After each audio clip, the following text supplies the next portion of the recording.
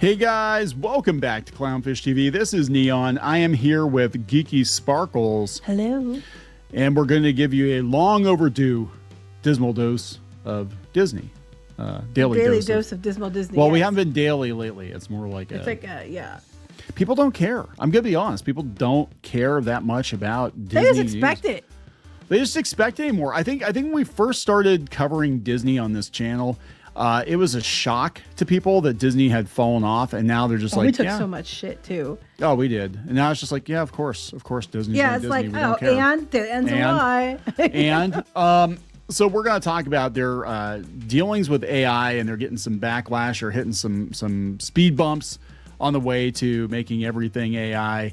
And a lot of it, probably does come down. We talked before we started recording. It comes down to the unions and the perception in Hollywood. Like if they were left to their own devices, they'd AI the shit out of everything. Mm-hmm. I guarantee it. But they still have to work with people, and they still have to be able to hobnob with people who don't like AI. Well, I think it's not just that. Then there's a question of if you use AI for things, what's copyrighted, what isn't. Right. They're in lawsuits over AI with their characters with Midjourney and stuff already, and it'd be a bad look. We're suing them for using AI for our stuff, and then we're going to go AI more stuff. Plus, they could argue Midjourney could take that and say, well, there's no copyright on these things. So yeah, it's a big mess. It's like when you get the Christmas lights out and they're all tangled up and it takes you hours to pull them apart. It's kind of like that. Yeah, so we're gonna talk about Disney's AI mess. Before you get into it any further, please subscribe for more pop culture news, views, and rants, guys. You'll get woohoo if you do. Woohoo! Yeah, we've been covering Disney and AI for a while. If you go into Pirates and Princesses, there's a lot of stories, and you can see just in the last couple of years how far everything has advanced.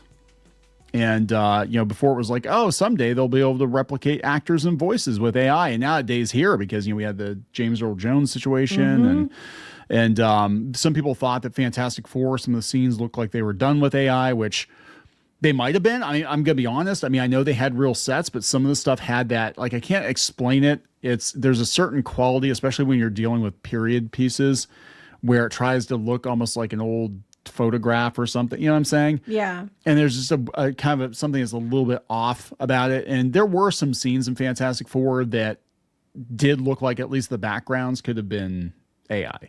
It's possible because they'll use it when they can use it. They wanted to use it so bad, and Iger's so into it that they did a whole new division for the Disney company that's supposed to focus on AI. And they're claiming it was more for the customer service and things like that. But No. I think it's I think it's all the way across. Plus he owns a bunch of stuff, and he's on the board of Canva and stuff. Yeah, so he's all about this AI. So it's interesting to me that they were going to be all into it, and they were going to use it for a couple of movies, and that they've been working on for a couple of years with the AI.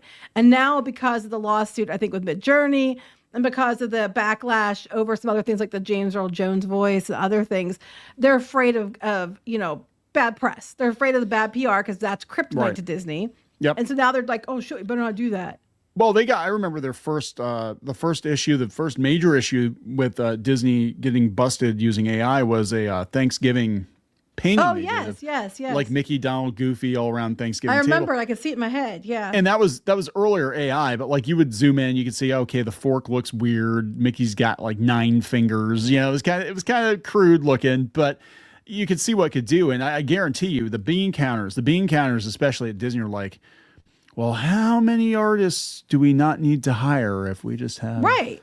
And Iger's a bean counter, let's be honest. Yeah, he's a bean counter. So. And I think it's also, if they pull back on AI, I think besides the bad PR is the fact that we don't yet know what's considered copyright with AI. And if they would do new characters, new situations that weren't already established with copyright protections, and they would do them in AI, that opens the floodgates for people to steal them, and they can because there's no AI copyright.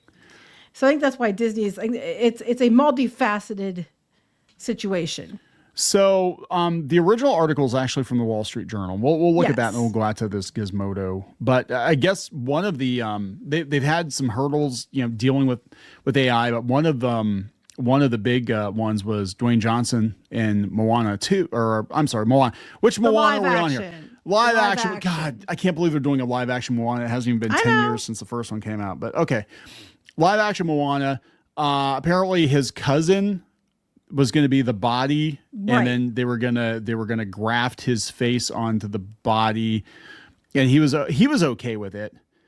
Johnson approved the plan, but the use of the new technology, Disney attorneys hammering out details over how it could be deployed, what security precautions would protect the data, and a host of other concerns. They worried the studio ultimately couldn't claim ownership. Yep, there we go. Yeah. Over every element of the film if AI generated parts of it. People involved in the negotiations said. So they spent 18 months negotiating off and on for the terms of the contract and the work on the digital double, but none of the footage will be in the final film when it's released next summer. So all that money flushed because they spent a year and a half working with his cousin and stuff. And I guess it was a case of he couldn't be on set that much. He wanted fewer days on set, probably because he's doing other projects, or I know he owns a film company himself. So he's probably, busy. Yeah, I mean, and plus as actors age, and this is one of the main reasons I can see why people would adopt it or sell their likeness or whatever, is you eventually age out of certain roles. Well, if you're Harrison Ford and just theoretically you go back in time and capture him when he was, 35 years old, you could use Harrison Ford in Indiana Jones forever. Mm-hmm.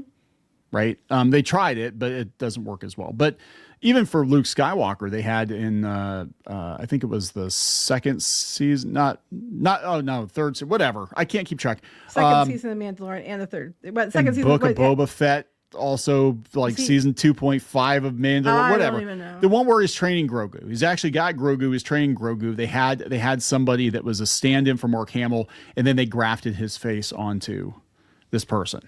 Right. Mark Hamill's face. His old face, not his new face. Because people be like, holy shit, he's smoking like 9 packs a day. And I think they get it. But and now that they were early adopting on this stuff and using it like crazy, and a lot of Hollywood studios were. But, fast forward, 3 or 4 years, and now there are issues with like copyright and, other companies using things. And there are also issues with like SAG-AFTRA and WGA and things like that they have to take into consideration. And people in general seem to be against using AI to replace people, and that's basically what they're doing. Yeah. In this case, it was just to add his face to somebody else's body or whatever.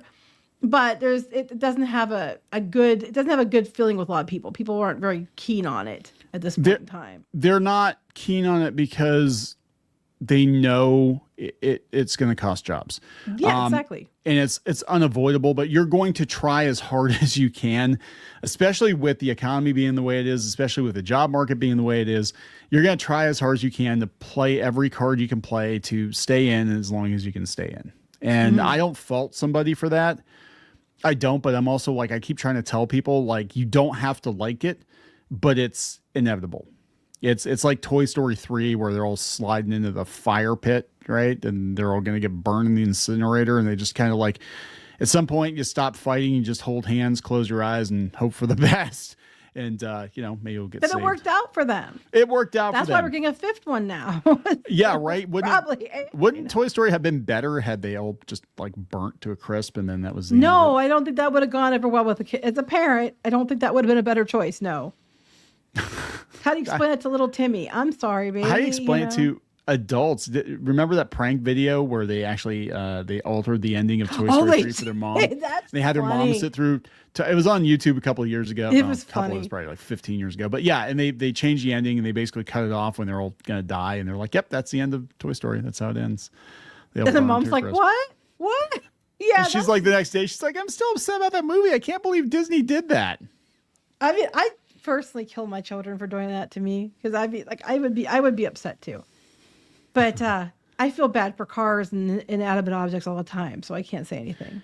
Yeah, well, it's Disney has created a lot of toy hoarders, I think, because now kids will be afraid to get rid of their toys at garage sales because the toys will feel bad and they'll sing sad songs about missing them. Our daughter said that she used to worry the toys would come to life. So yeah, I guess. Well, we had to worry about Charlie the Grill. He came to life and that's because he would start talking in the closet at night, and we had. I'm gonna cook you up, boy. That wasn't what he said. He'd say like. But it wasn't a toy. It was our neighbor. I like little boys it's something hot. That Anyway, that was also from a Disney movie. Probably one that was probably one of the cut scenes. Anyway, so they're running into trouble with the Rock one. They're also were going to apparently use it for Tron Ares, where they were going to have one of the soldier characters be like a generative AI character and use AI to basically, I'm assuming, put in like what the character's supposed to say and then have an actor read it.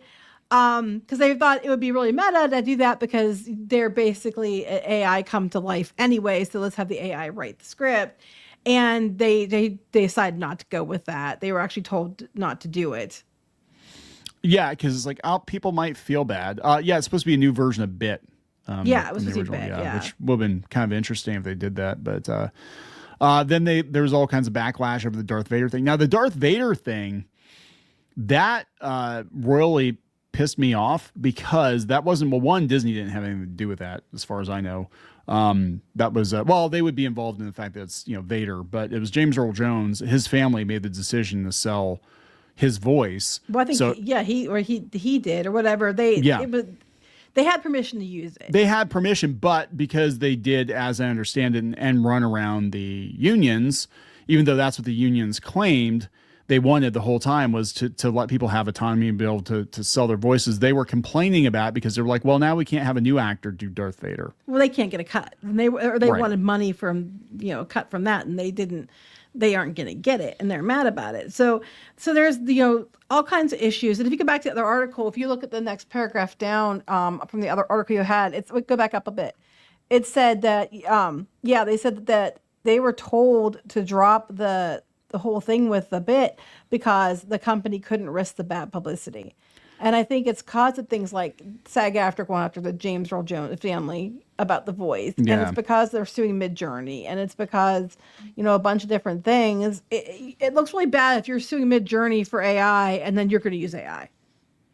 Yeah, it's weird. I mean, basically, it's like Disney is not anti-AI at all. They just want to be the ones to control it. And I think that what's ultimately going to have to happen with studios, because whether it's a big studio or even a smaller company, if AI is the tool that we're going to use going forward to make stuff, you've got to have some way to be able to lock it down to be like, I'm the only, if I'm Hasbro, I'm the only one that can make Transformers content or whatever, official Transformers content. And here's and this is where NFTs and blockchain and all that come into it. That's where it comes. They're afraid of. They're afraid it's going to be a questionable thing about copyright because right now, if you use AI, it's not copywritten.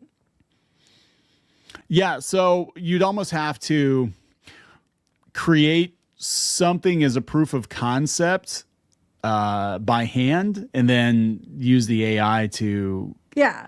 You're going to have proof that you have a trademark or you have a human component to it. Yeah. Or it's not going to, you can't copyright it. Well, I mean, I think that's doable. I mean, if you're like, hey, let's come on, you're Disney. Let's paint this character. This is a character we want to use in a movie or in a app or something or commercials. Let's paint this character. Let's do a turnaround, and then let's, copyright that character, and then we can use that. That's our character. Then we can do an AI version of it. I don't know. I mean, there's got to be a solution, but I think what's going on is the technology is advancing faster than the law can keep up. And if any of you have ever been in any kind of a lawsuit, it takes years. And we're going from 0 to 90 and there aren't years. Like these studios have to figure this out like pretty damn quick. And just, holding your breath and turning blue and being like, well, AI is going to go away if I don't like it. If we just all don't stop using it. I'm like, bitch, it is literally in everything. Have you used Facebook today? What about your banking app? It's everywhere. It's not going anywhere. It's advanced computing. It's not actually sentient, but it's hyper advanced computing. And we need to figure this shit out because we're all going to be using it to some degree or another. So, you gotta figure out what's gonna work. Anyway, are we gonna wrap this up? Yep. Please subscribe for more pop culture news, views, and rants. We'll talk later. Bye. For more pop culture news, views, and rants, go to news.clownfishtv.com. That's news.clownfishtv.com.